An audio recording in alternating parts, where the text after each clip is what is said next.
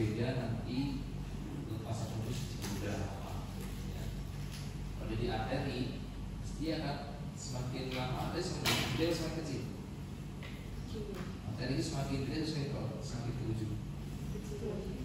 Kecil kan? Karena di arteri dia nggak mungkin ke emboli paru. Nah, emboli paru terjadinya di arteri pulmonalis. Jadi di paru. Kalau terjadinya trombus lepas itu di vena, di tungkai, itu ya akan nanti ke emboli paru. Dia akan trombus itu akan dia mengalir mengikuti aliran darah ya, sampai ke vena cava anterior, sampai ke arteria di mana masuk dia arteri pulmonalis. Maksudnya kalau kita tahu gimana, kalau dia usus besar dia mengalami proses yang utama, kalau yang kecil bisa tercapai. Untuk kasus emboli paru di Indonesia ada yang mengumumkan secara pasti. Saya ambil yang data dari Amerika, bahwa kasusnya cukup tinggi, 12.000 itu per bulan, berarti hampir bagi 12 ya, berapa? Bagi 10 aja 20.000, 12 ya 16.000 kali ya, itu per bulan, nanti menarik bagi 3 bulan. Di Indonesia kita masalah dokumentasi yang masih kurang. Dengan kejadian 100.000 kasus kematian, yang mati aja 100.000 per tahun tadi saya nggak hitung ya. Jadi sama pesawat sama kecelakaan satu pesawat 300 orang. Oh, jadi kalau penyakit itu kayak hal biasa. Di orang santai aja, oh ya udah. Nah, dia penyakit berat, kalau kecelakaan pesawat kan hanya 300 yang Boeing 300 ya. Tapi beritanya di mana-mana ya. Kalau ini kasus TBC atau yang lain penyakit namanya kanker, beberapa menit satu pasien meninggal lebih biasa, dan meningkat secara eksponen siap ya, dengan usia. Jadi semakin tinggi, semakin usia semakin bertambah, maka risiko emboli semakin tinggi. Disebutkan 50 sampai 80 tahun itu berbeda risiko ya. Dan usia dari 90 tahun, usia lanjut geriatri, sebenarnya sudah terjadi banyak kasus emboli paru, cuma kadang-kadang tidak terdeteksi atau tidak terlaporkan. Jadi ya, menyebabkan di arteri pulmonalis, punya emboli paru. Bisa tidak hanya udara,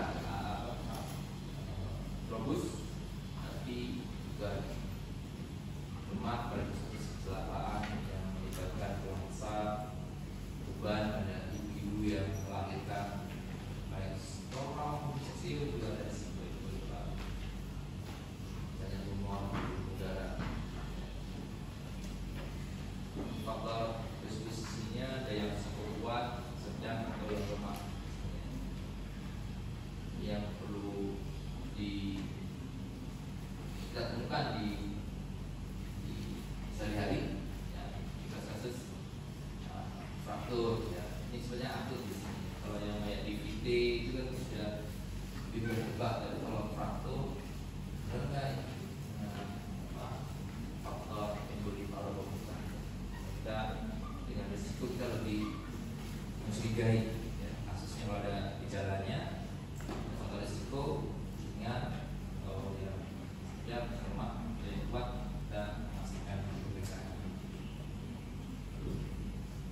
Ini adalah darah manusia ya.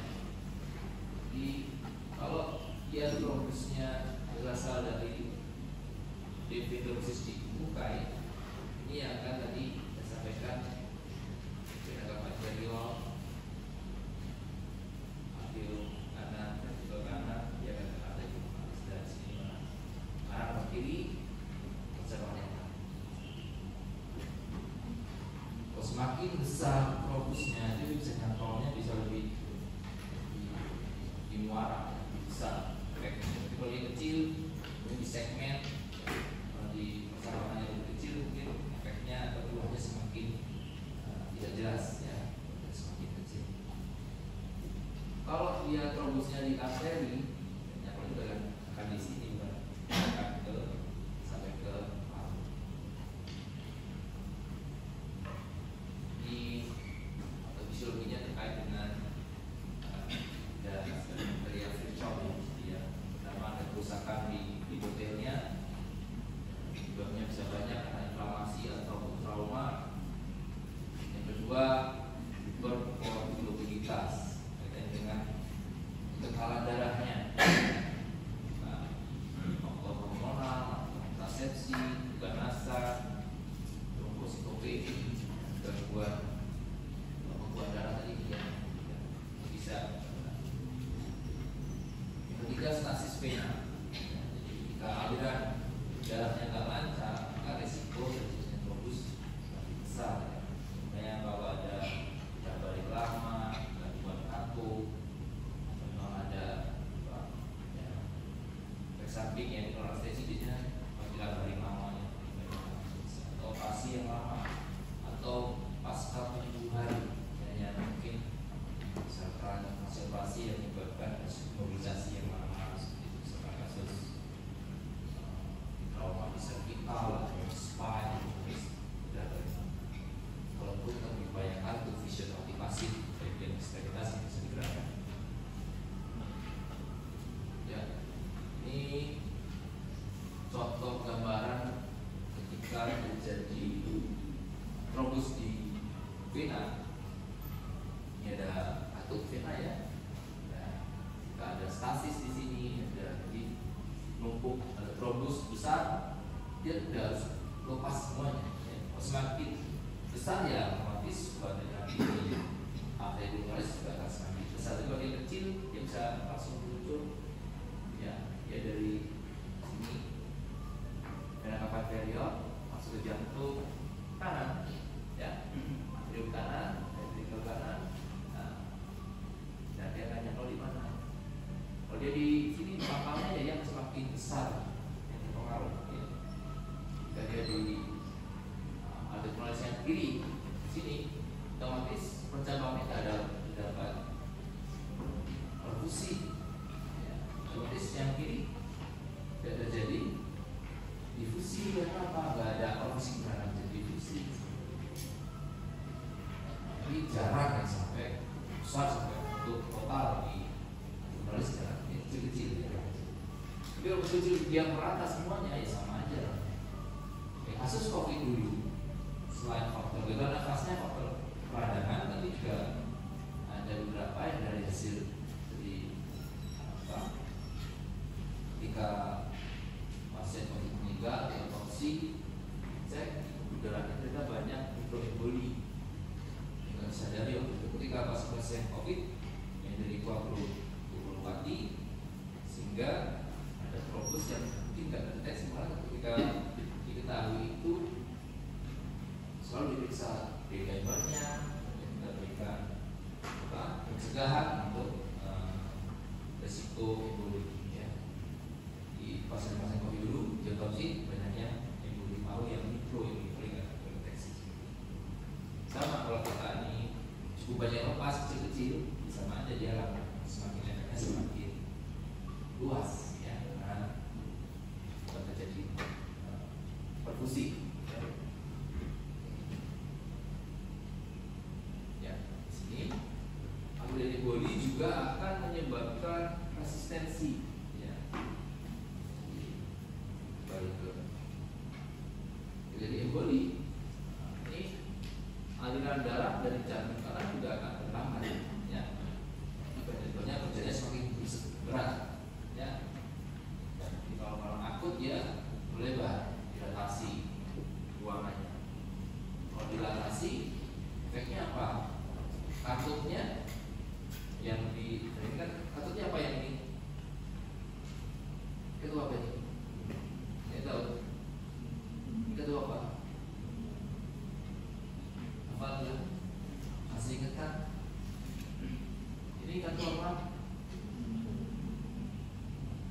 dari ventrikel kanan ke pembuluh darah arteri rumah sampai ke apa ini?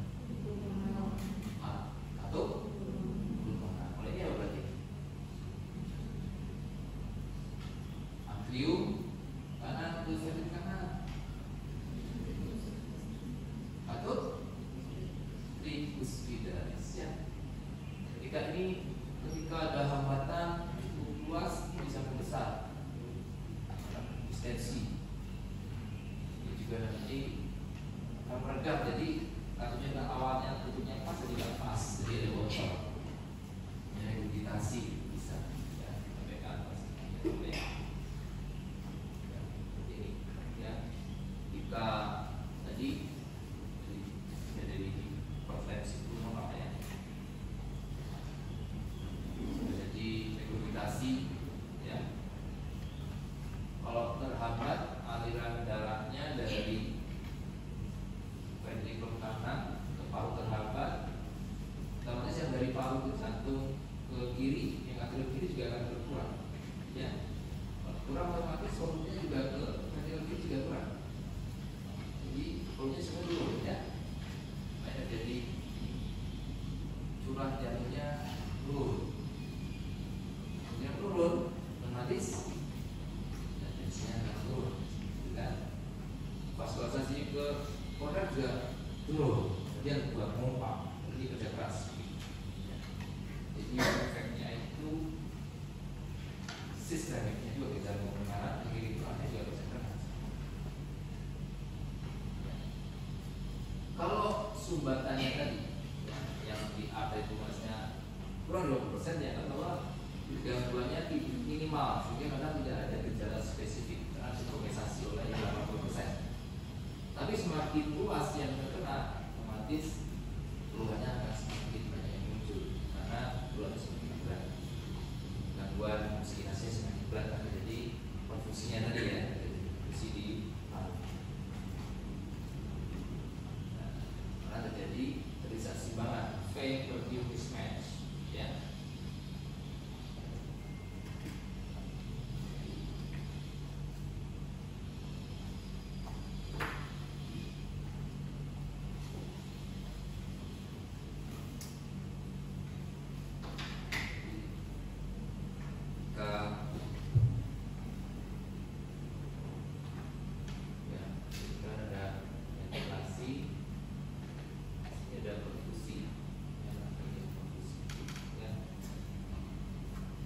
Ketika tidak ada perfusi di sini, sedikit nganggur di sini, ya tidak bertukar, ya otomatis yang masuk ke dalam pembuluh nggak ada, ya otomatis jadi emosi. Kemudian juga kalau semakin distal, ya, embolinya letaknya ya ada.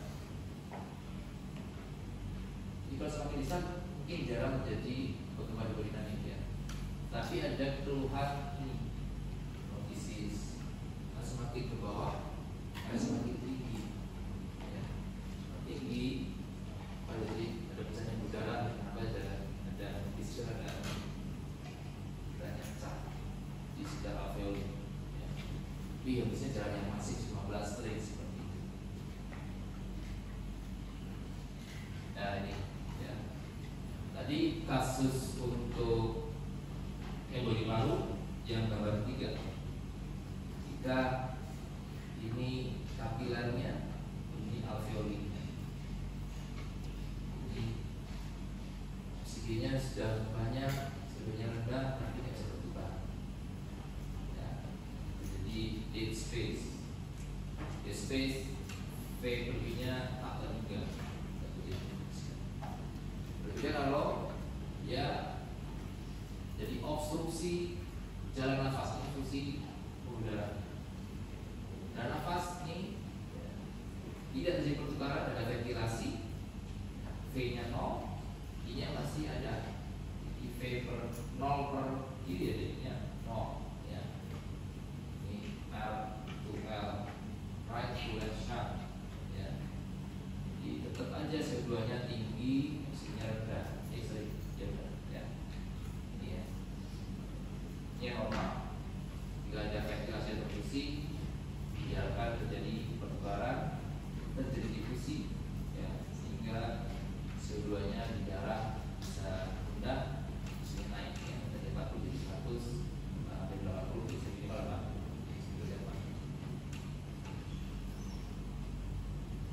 Ini untuk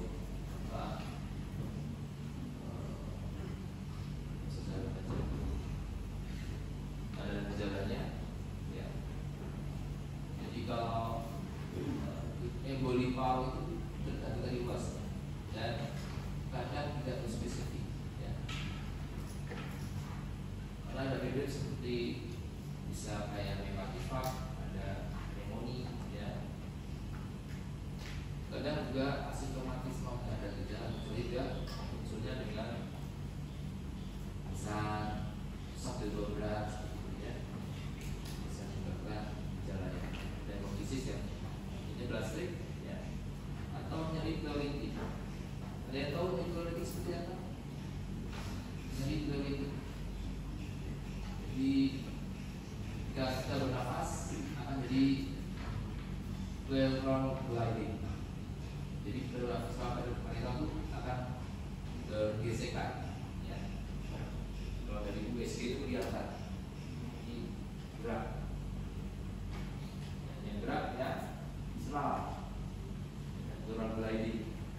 Jika gliding pipe nyeri, kita lihat ada gesekannya nyeri, ada padanan di sini dari karena faktor yang di bagian bawah, ya.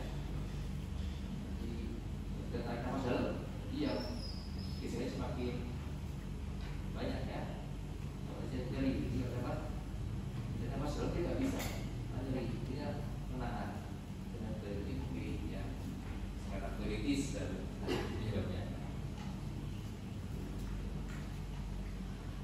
Ini untuk dari data gejala yang paling banyak adalah sesak nafas, ya. Dominan 73%, sama dengan tandanya diperkuat dengan tanda objektif, sebenarnya meningkat, ya.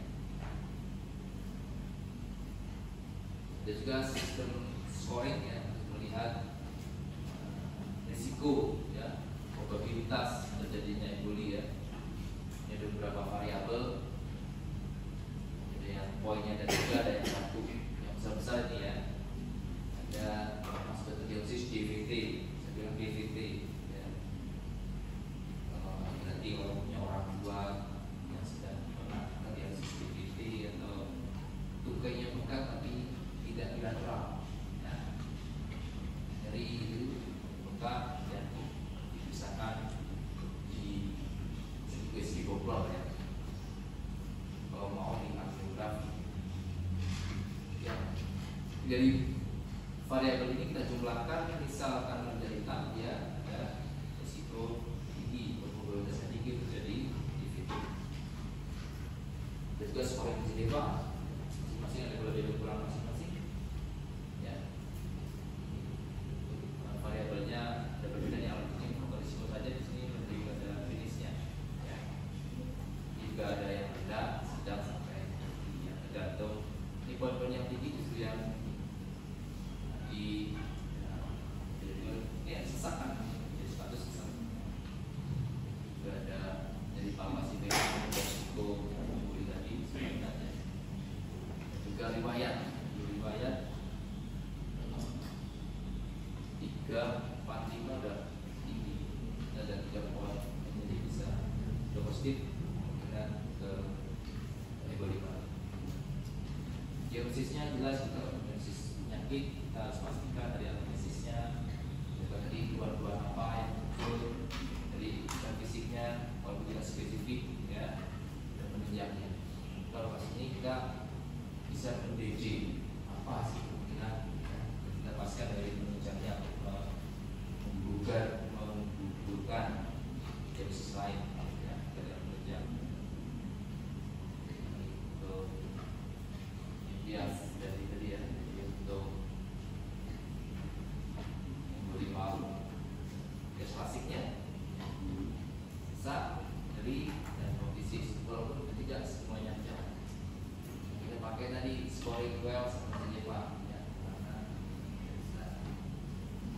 dehidrasi sesak ada, nyeri ya susahnya dari itu, jadi prosesnya tidak paling tinggi. Ini kita lihat,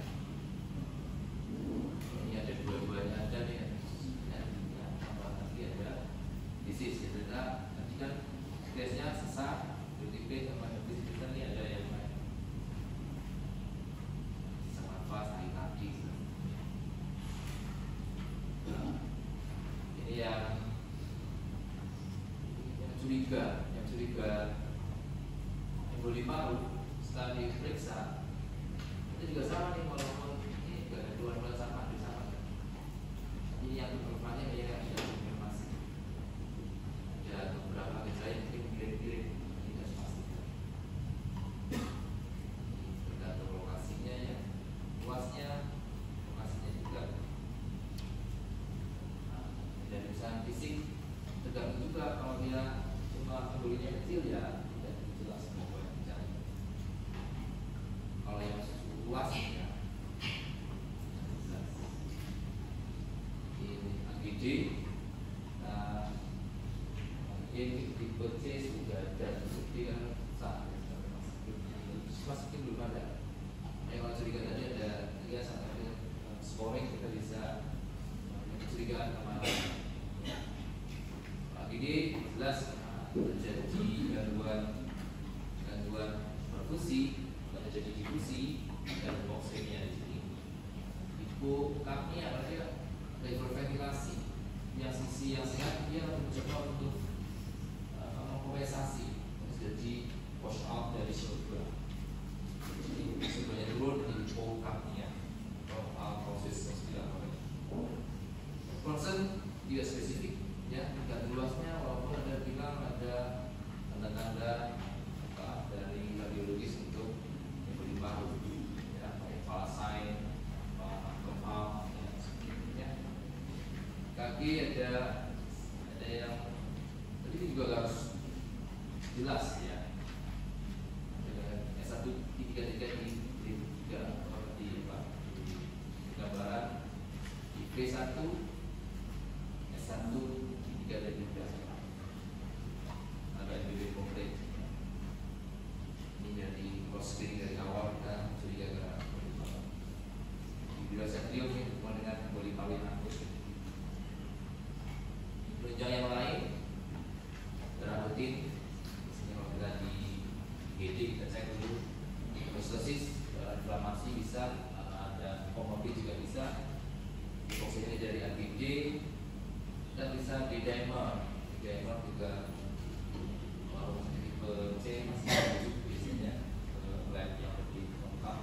Kalau tipe D atau A sudah D-dimer ya, untuk melihat adakah prosesnya hidrolisis sedikit ya, yang antara risiko ke emboli hidrofis D-dimer.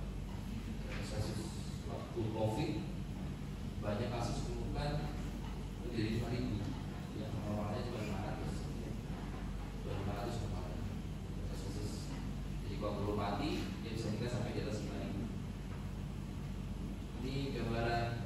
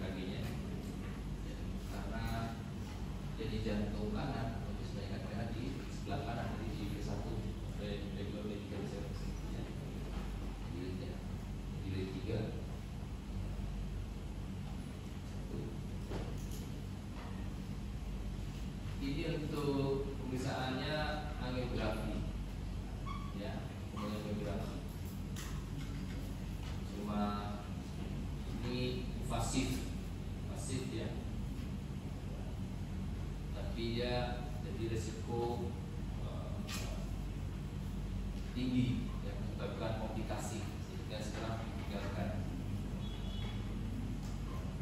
dilakukan pulmonary angiografi. Beda sama sini angiografi ya, pulmonary angiografi seperti memberikan kompas di udara di jantung ini ya. Sekarang pakainya CT angiografi. Dan dilihat langsung ini ada sumbatan ini di artery pulmonaris yang hitam. Ya, ini pegang.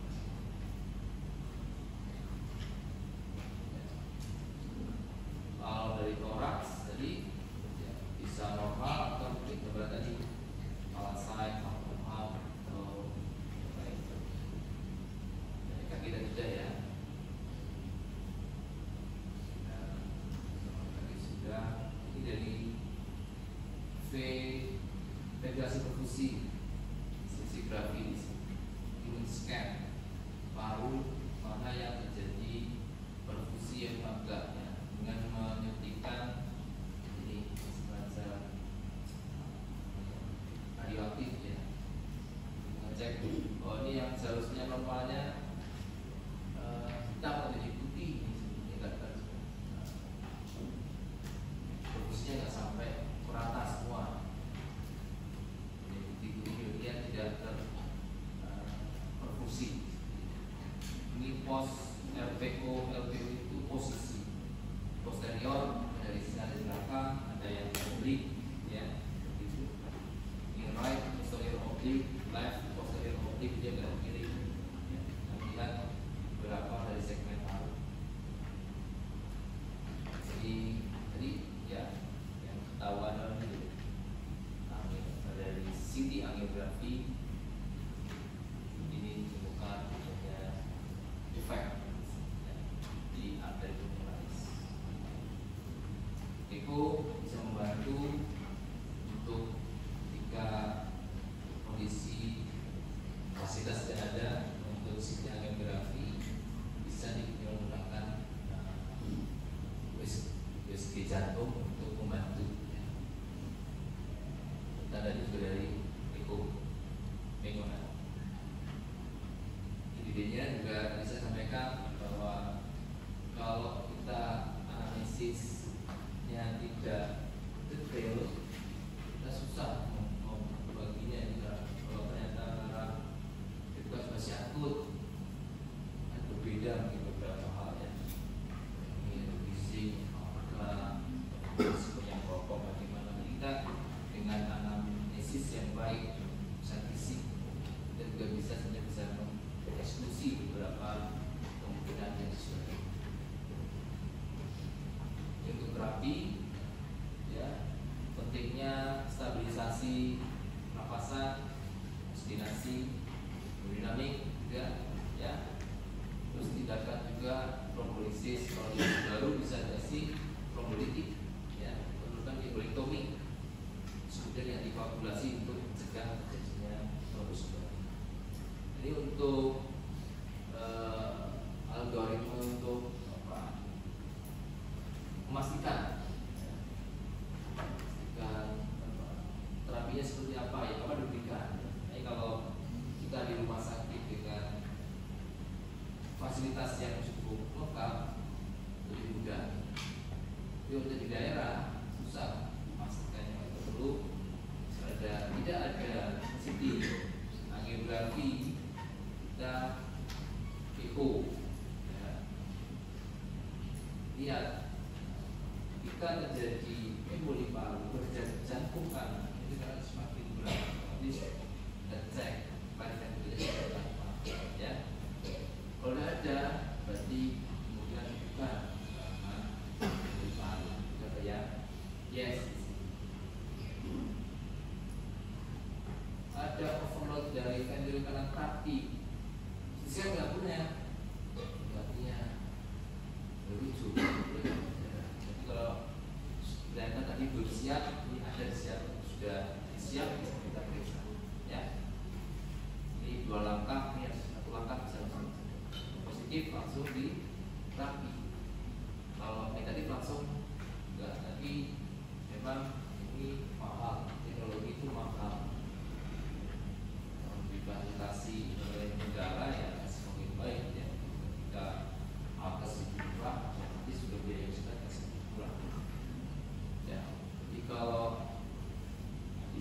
tidak ada, ya, kita harus memastikan tadi SKS seperti tidak PKB, kita kalau resikonya apa, kita berikan terapi kalau dia nggak sakit, itu juga ada risiko juga. Ini yang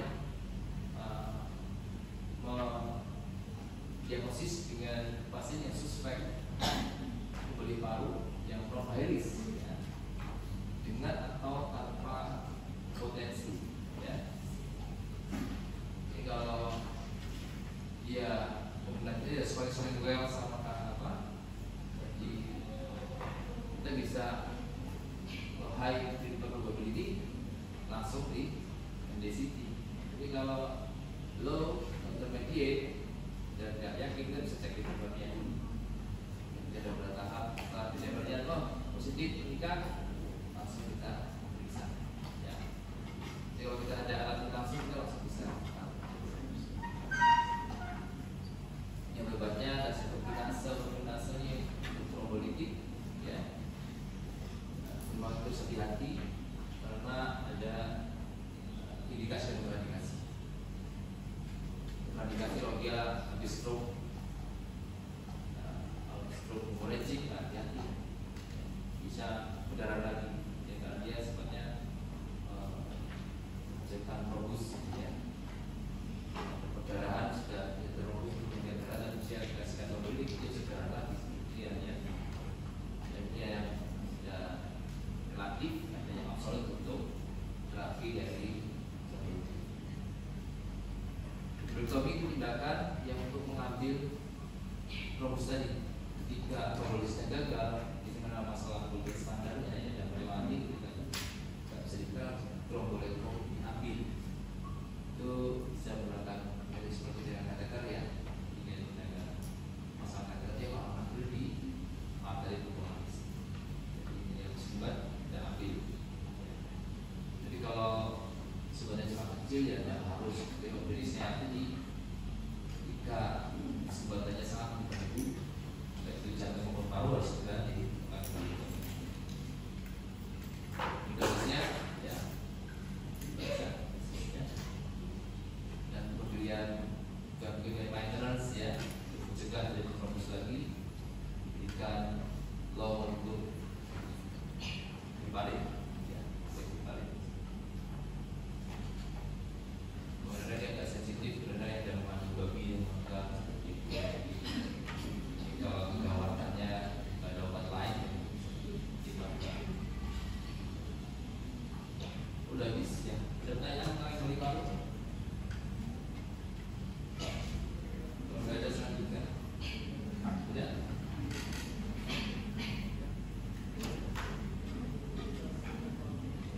Nggak ada, saya ke selanjutnya tentang di paru yang non kardiogen yang sudah dibahas yang lalu, ya. Lima paru itu kita tahu bahwa ada tahu lima paru, ya, terjadinya akumulasi cairan di pesisir, ya, pesisir. Dan sebabnya bisa kardiogenik sama non kardiogenik. Bedanya di mana bedanya? Yang terjadi kenapa? Atau krisisnya kenapa? Kalau yang kardiogenik, masih ingat semester kemarin? Kata kuncinya apa? Ketika kardiogenik itu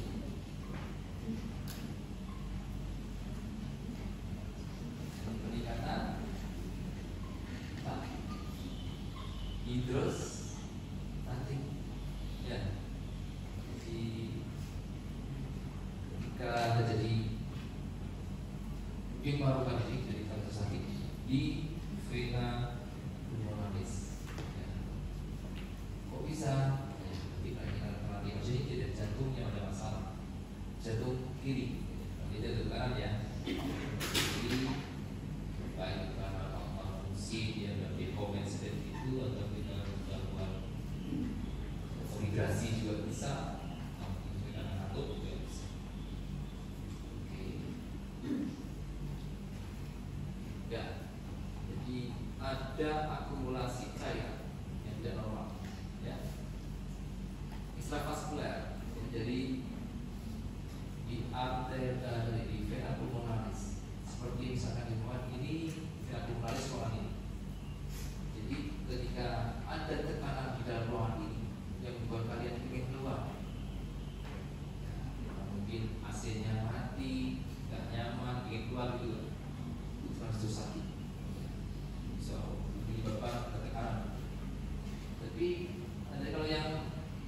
berjelit, ya. Jadi ada pintu yang sempit itu bisa kita ingin keluar. Tapi kalau yang ingin keluar, yang non berjelit, pintunya lebar-lebar, ya ingin keluar aja, nggak gampang keluar. Udah sudah nggak ada pusat tekanan untuk ingin keluarnya. Jadi prosesnya, dan ini menyebabkan keduanya menyebabkan kelainan di alveoli maupun di gut itu pesisir, ya, menyebabkan gangguan pertukaran oksigen atau gas.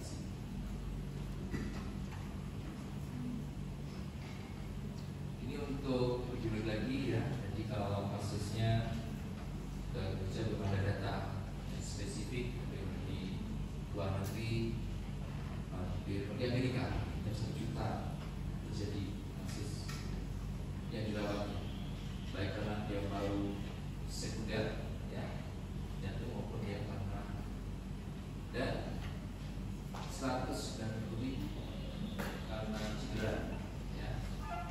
Dia ada sekitar kasusnya 1,5 dari 100.000. Kalau Indonesia 300-an juta, saya kira, ya. Dan tahu sih kita semua. Jadi ketika kematiannya ini beda sama yang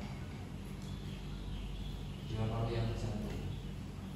Kalau nanti dipraktek akan sangat kelihatan, ya, ketika di paru kardiogenik yang diuji sudah diberikan obat-obatan seperti inspirasi, diuretik, morfin atau nyerinya,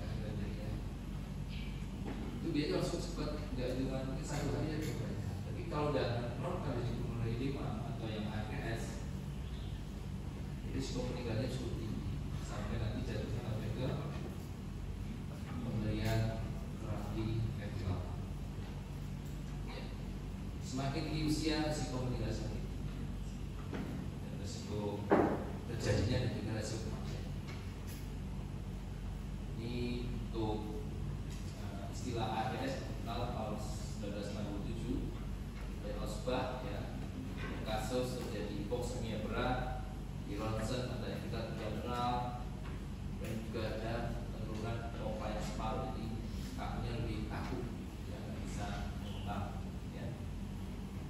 Terus diperbarui ini oleh Ariandi, ada intensivis, ya, di sini ada beberapa yang diperbarui masalah nafas akut masih sama, tapi ada batasan di rasio P per F. P itu lebih, maksudnya tekanan oksigen di arteri dan juga fraksi oksigen inspirasi.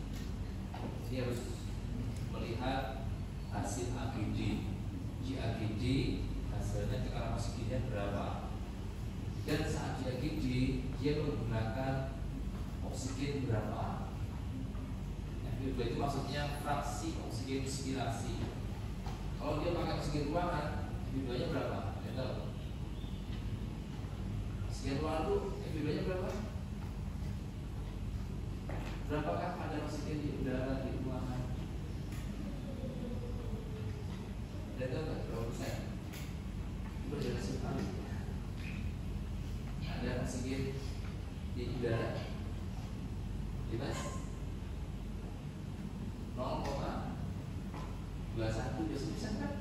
Nitrogen paling banyak 10%, oksigen berapa 20%, seperti itu, ya.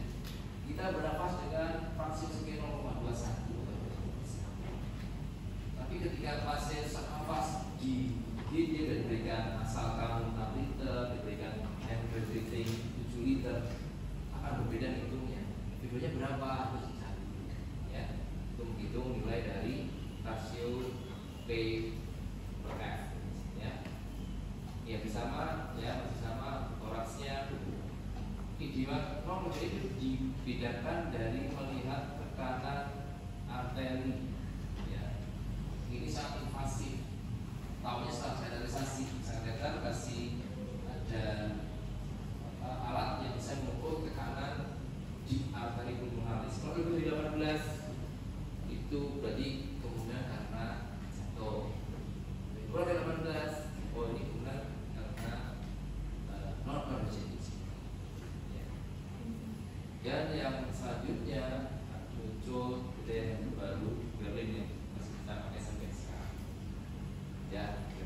sama, konsepnya sama, akut, prosesnya juga sama, cuma dipastikan bukan efusi, intratat ini bukan efusi, bukan rekasis, bukan nodul paru, ya, karena infiltratnya benar-benar karena inflamasi, ya.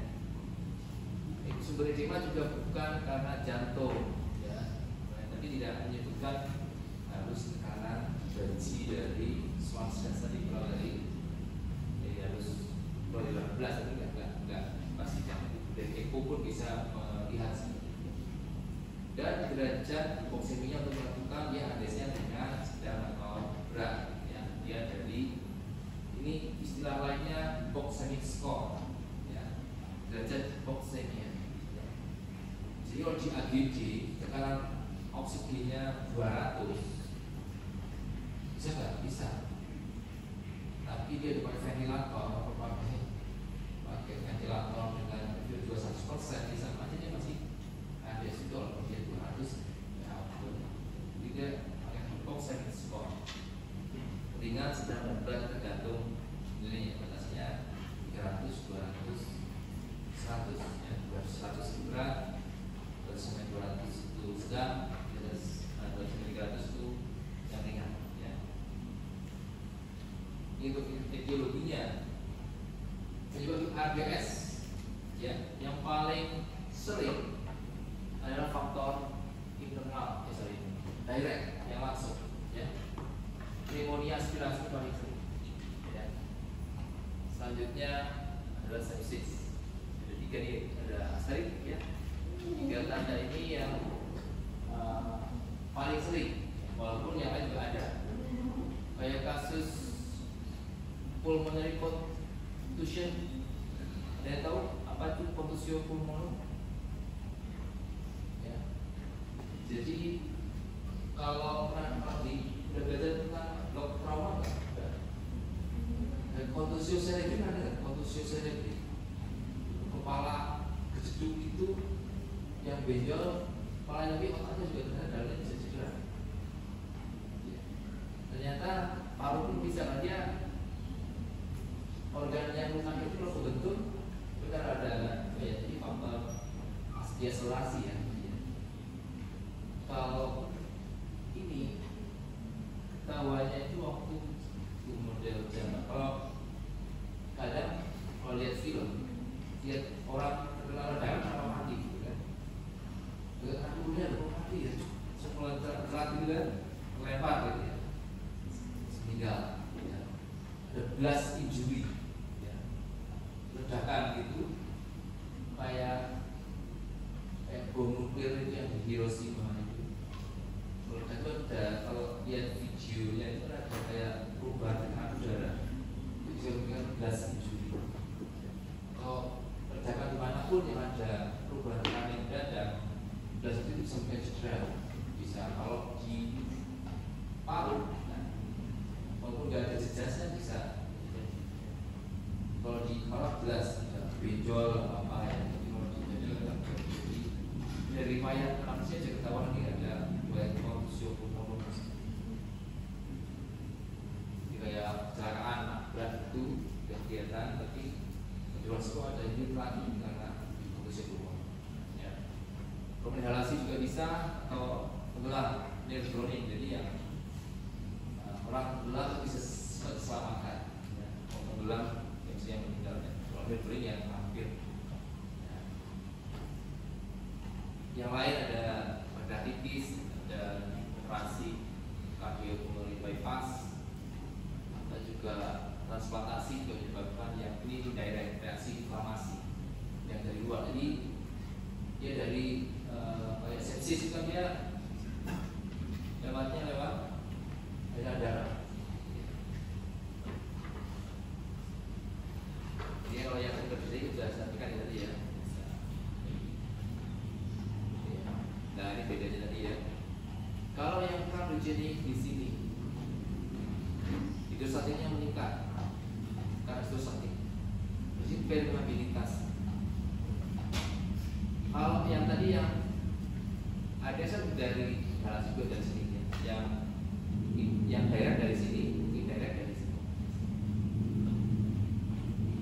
Jadi akumulasi cairan, kondisi Jadi bedanya komposisinya. Isi banyak mengandung protein karena ini permeabilitasnya meningkat.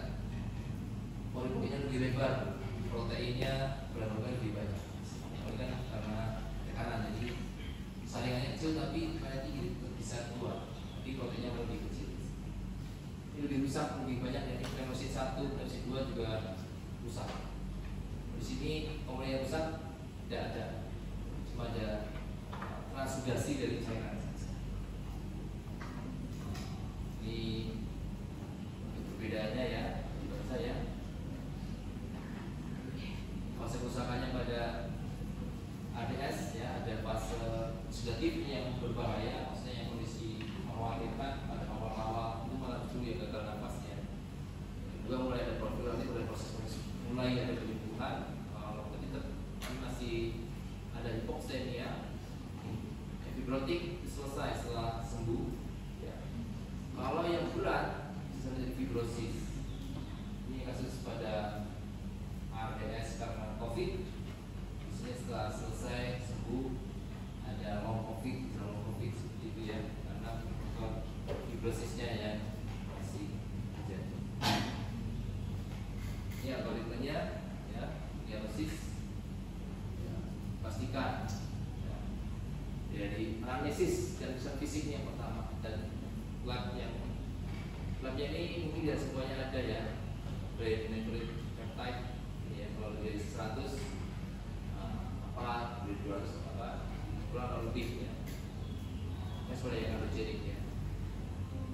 Thorax ada kemudian tergantung dia paru berapa, dari yang 1 ke B yang terus kemudian liris dan PV ya. Eko juga bisa membantu. Kalau dia normal ya lebih ke maksudnya tidak ada kelainan jantung, mungkin ke arah non kardiogenik. Tapi kalau ada kelainan jantung lebih ke kardiogenik. Apa yang pas ini bukan kategorisasi tapi cukup invasif. Ini untuk diagsisnya ya, sifatnya akut, batuk, nyari dada, tapi yang jelas isinya mesti harus ada ya. Fisik ya, dari rogi ya, sampai kondisi kayak gejala salah fungsi sesak napas berat. Ini gambaran peci ya, kayak putih-putih tingkat yang cukup rata di kanan kiri ya. Jatuhnya tidak terlalu besar.